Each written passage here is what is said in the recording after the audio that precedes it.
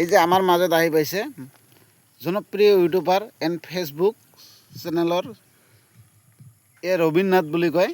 জনপ্ৰিয় ইউটিউবাৰ, ই ডাঙৰ ডাঙৰ কিবা ভাওনা দেখুৱাই থাকে। এনে আৰু ফাংচনতো মানে মাতিলে যাব পাৰিব।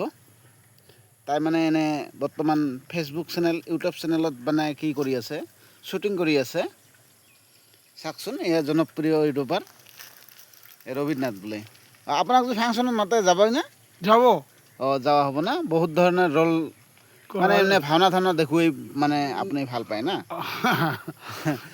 আর এমনি আমার যেটো মানে যে শালকোচা আঞ্চলিক নাচযোগী মানে যেটো বাছ পূজা বুলি হয়, তাতে মানে ওই দেওধা বুলি কয় যে যেটো মানে এনে আৰু বাছ পূজাত দেওধা লাগে, এইটোত মানে ওই মানে দেওধা কাম কৰে আৰু।